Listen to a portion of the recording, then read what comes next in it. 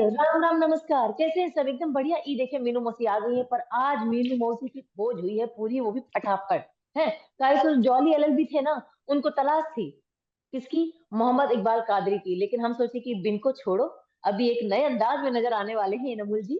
तो क्यों ना फिर से बात की जाए फिर नए किरदार के बारे में। स्वागत करते हैं एनामुल जी। कैसे हैं?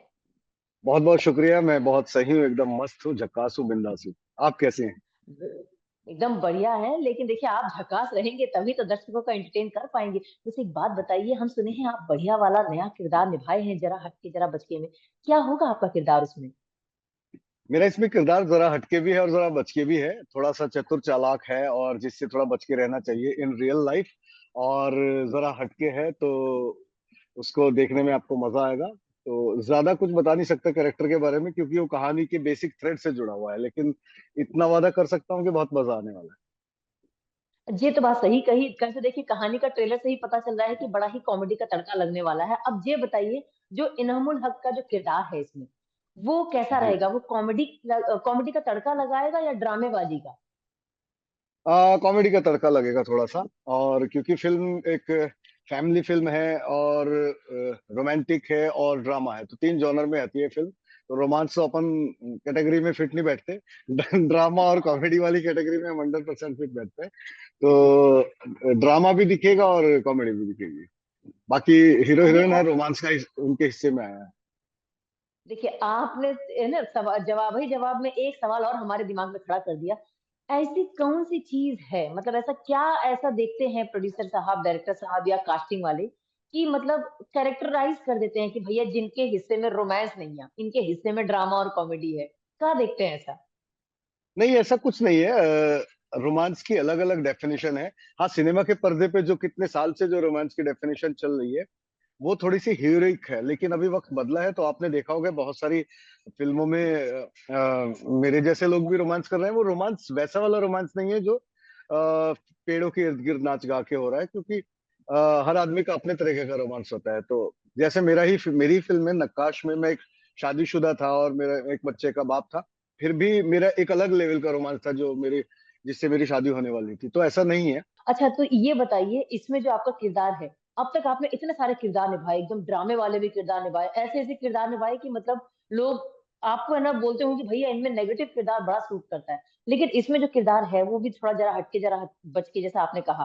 तो जी जी। क्या इस किरदार की खासियत रही है जिसने आपको अपनी ओर खींचा और आप तुरंत रेडी हो गए ये किरदार करने में? इस किरदार की खासियत ये थी कि कॉमिक स्पेस में था और मैं बहुत टाइम से ये मैंने डिसाइड किया था कि मैं अपने करियर के शुरुआत में कॉमेडी नहीं करूंगा, क्योंकि मैं कॉमेडी में बहुत अच्छा हूँ। और मैंने हम्म। कॉमिक स्पेस में काफी कंटेंट भी क्रिएट किया है, लाइक कॉमेडी सर्कस और दूसरे शोज।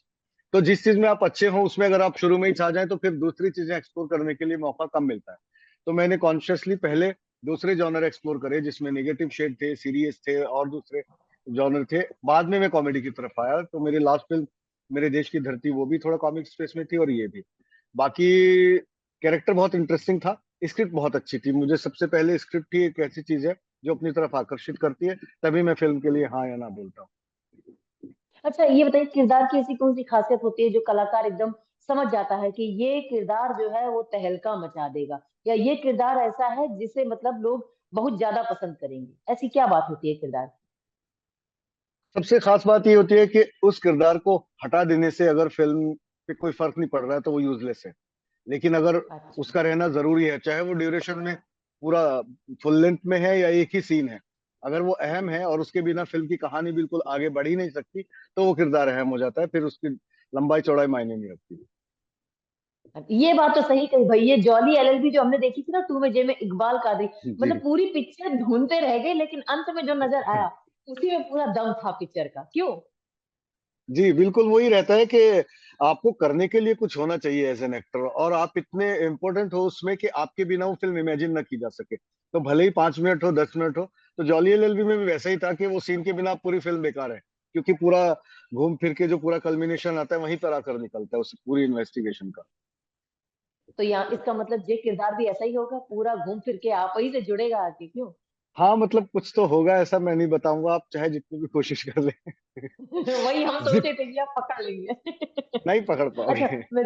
हाँ ये बात तो सही थी। अच्छा वैसे आपने बात सही कही, आपने देखिए किरदार वाकई अलग अलग निभाए हैं। अब ये बताइए, जैसे कि आपने कहा मेरे देश की, मतलब जो इससे पहले पिक्चर आई थी उसमें भी थोड़ा बहुत कॉमिक जोन था, उस किरदार के बारे में बात करेंगे, और जो अभी आने वाला है इस किरदार के बारे में बात करें जो कॉमिक जोन में है। हाँ। दर्शक, मतलब आपको कॉमिक किरदार में पहले भी देख चुके हैं, तो कभी कोई ऐसा कमेंट आया है जिसमें दर्शकों ने अपनी हैरानियत दिखाई हो कि भैया ऐसा भी कर सकते हैं आप, कॉमेडी कर सकते हैं?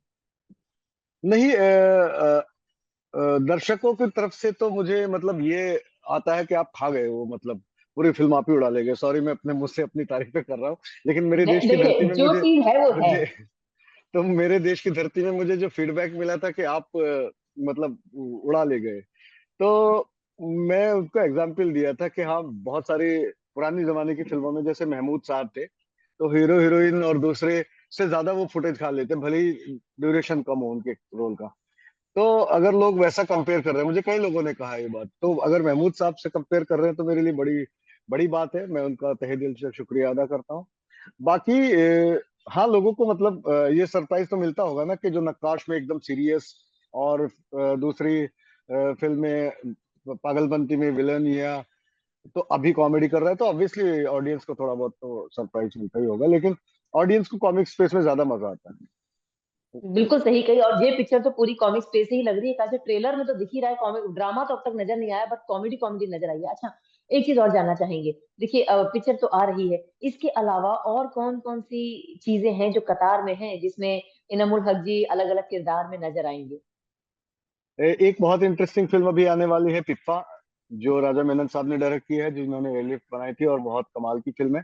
वो एक अलग जॉनर में है, वॉर में है। उसमें मेरा आप एक खूंखार रूप देखेंगे, मतलब you will hate me after watching me in that that zone. तो वो एक बहुत इंटरेस्टिंग प्रोजेक्ट है। बाकी 4-5 स्क्रिप्ट अभी पढ़ के फाइनल करने की कगार पे हूँ। और अब वो जो आप बोल रही थी, रोमांस वाला जो बात है, मतलब मैं उसको वैसे रिलेट कर रहा हूँ कि अब लीड वाले स्पेस में काम कर रहा हूँ, लेकिन वो एज ए अरे वाह। हीरो नहीं, एज ए प्रोटेगनिस्ट अब आने वाला हूँ। अरे वाह। जी अच्छा वैसे आपने कहा लोग नफरत करने लगे हैं, वैसे देखिए कलाकार के लिए यही तो गुड न्यूज होती है कि उसके किरदार से लोग नफरत करने लगे, जी जी। जस्टिफाई हो जाता मुझे है ना वो किरदार। एयरलिफ्ट के लिए मुझे बहुत सारे कॉम्प्लीमेंट ऐसे आए थे, I hated you for this this doing this with Indian. तो मुझे बहुत अच्छा, मतलब एक तरह से लगता भी यार, लेकिन वो हेट मेरे कैरेक्टर को हो रही है, एज एन एक्टर मुझे बिल्कुल कॉम्प्लीमेंट ही मिल रहा है, तो वो अच्छा लगता है जब बिल्कुल। आप जो कोशिश करते हैं और वो उसी इमोशन के साथ कम्युनिकेट होती है, तो बहुत मजा आता है इस तरह के कॉम्प्लीमेंट सुन के। मतलब आप सोचो कि कोई अरे वाह। आई हेट यू बोले और आपको मजा आए, मतलब ये सिर्फ एक एक्टर ही इतना खुशकिस्मत हो सकता है कि उस चीज को एंजॉय कर सके।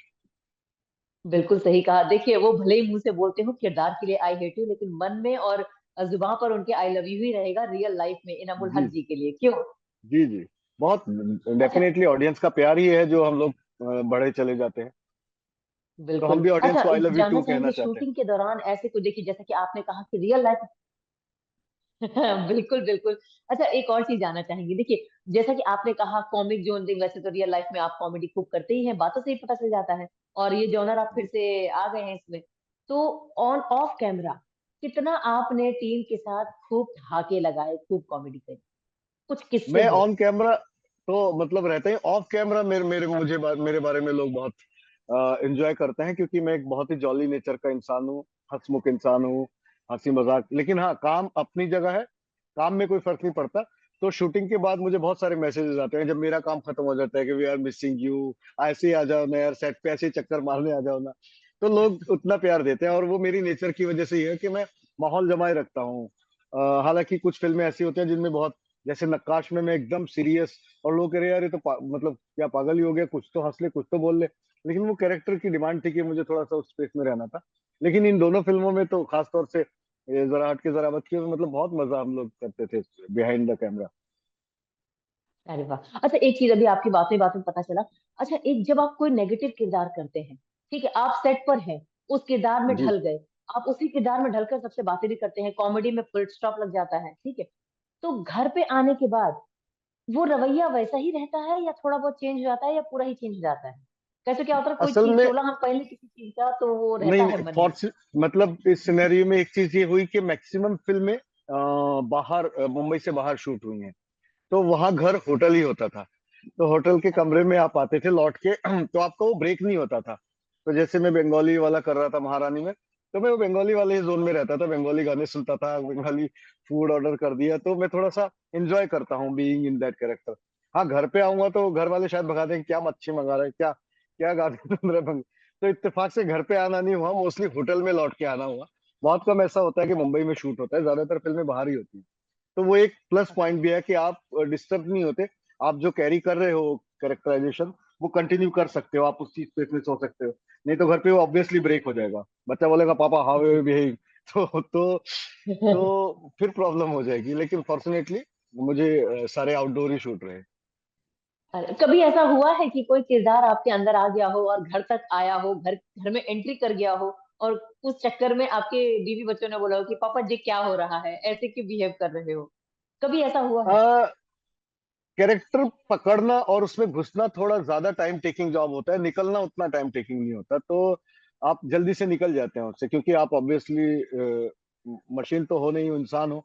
तो आप भले ही कोई कैरेक्टर में हो, लेकिन रिलेट तो करोगे अपने बीवी बच्चों से, तो ऐसे उनके साथ वही बिहेव करोगे जो आप हो। तो निकलने में ज्यादा टाइम नहीं लगता, हाँ पहनने में, उसको उसमें घुसने में कई बार काफी टाइम लगता है। चलिए, हम तो यही चाहेंगे कि मतलब आप अलग अलग किरदार निभाते रहिए और अलग बाहर जाके शूट करते रहिए, ताकि घर में आप मतलब मस्ती मजाक बना रहे। जी जी, कोशिश तो है जी। चलिए, बहुत बहुत धन्यवाद आपका। उम्मीद करेंगे जो नया आपने बताया है, नया फिल्म आने वाला है पिप्पा, उसमें नया किरदार देखेंगे, और उम्मीद करते हैं फिर से बात करेंगे नए किरदार को लेकर। बिल्कुल बिल्कुल बिल्कुल, मुझे बड़ा मजा आया आपके साथ बात करके, और आपकी मुस्कान और आपकी एनर्जी बहुत ही अच्छी है, और इसे बनाए रखिए, और मेरी शुभकामनाएं आपके साथ है। बहुत बहुत धन्यवाद, फिर से जी मुलाकात धन्यवाद। करेंगे। Thank you sir. और धन्यवाद। बाकी दर्शकों से एक ही चीज है, सास बहू और बेटिया का यूट्यूब चैनल है ना, उसको सब्सक्राइब कर लीजिए। कैसे देखिए, मीनू मौसी कल फिर आएंगी। अभी जा रही है, बहुत सारा काम पड़ा है। Bye bye.